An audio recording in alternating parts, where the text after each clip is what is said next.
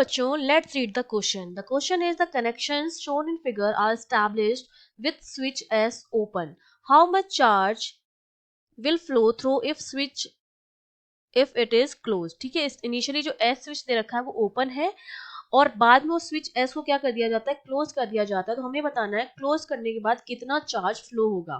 तो देखिए, जब इस तरह के सर्किट्स दिए जाते हैं जिसमें कैपेसिटर्स जुड़े हुए होते हैं, तो सबसे पहले तो आपको पता होना चाहिए कैपेसिटर का काम होता है चार्ज को स्टोर करना, जो हमारा कितना होता है Q इक्वल्स टू CV। पहली चीज आपको ये पता होनी चाहिए। दूसरी चीज आपको पता होनी चाहिए कि हमारा जो चार्ज होता है वो क्या रहता है, कंजर्व रहता है। चार्ज कंजर्व का मतलब जितना Q इनिशियल होगा उतना ही Q क्या होगा, फाइनल होगा। दूसरी चीज आपको ये पता होनी चाहिए। ठीक है, तीसरी चीज आपको पता होनी चाहिए कि हमारे चार्जेस जो हमारी जो कैपेसिटेंस है C जो है उसका कॉम्बिनेशन दो तरह का हो सकता है, या तो वो किसी सर्किट में सीरीज में जुड़े होंगे या पैरेलल में जुड़े हुए होंगे। अगर सीरीज में जुड़े होते हैं तो इक्विवेलेंट कैसे निकालते हैं, इस तरह से निकालते हैं 1/C1 plus 1/C2 plus dash dash dash करके।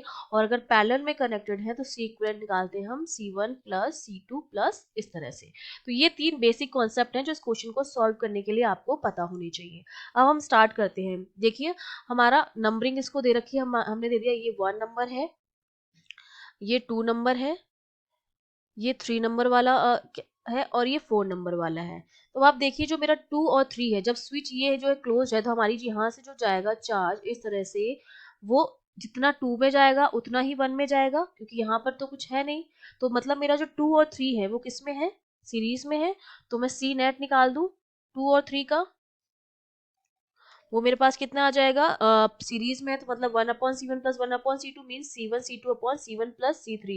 तो ये 2 और 3 में कितना है, 2 इंटू 1/2 प्लस 1, तो ये आ जाएगा 2/3 माइक्रो फैरेड।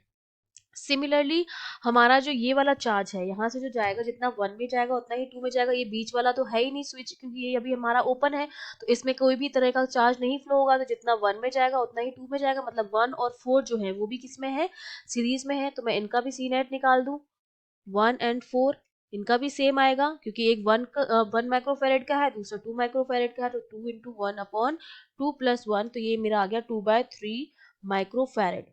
ठीक है, माइक्रोफेरेड। तो अब हमने इनका अगर C निकाल दिया है तो मैं इनके चार्जेस भी निकाल सकती हूँ। तो मेरा जो चार्ज आएगा 2 और 3 का, वो मेरे पास कितना आ जाएगा, चार्ज हमारा क्या होता है Q equals to CV। C मैंने निकाला 2/3 इंटू V हमारा कितना है 24 वोल्ट।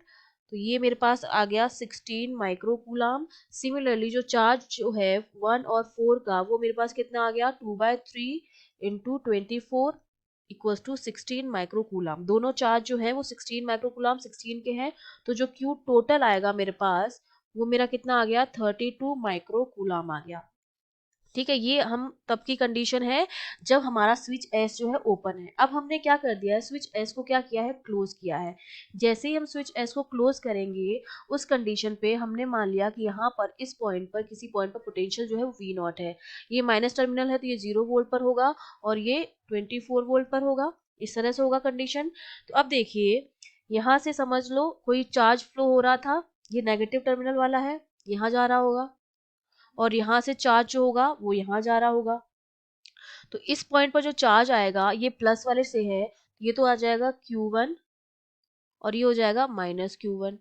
ठीक है, सिमिलरली 2 वाले पर भी यही हो जाएगा, ये हो जाएगा, इधर वाला हो जाएगा प्लस का, इधर वाला हो जाएगा माइनस का। तो ये हो जाएगा माइनस Q1, ये हो जाएगा माइनस Q1। यहाँ पर भी ये हो जाएगा ये इधर नेगेटिव वाले टर्मिनल से, तो इधर वाला माइनस में आएगा, माइनस Q2, और ये भी हो जाएगा Q2 प्लस का।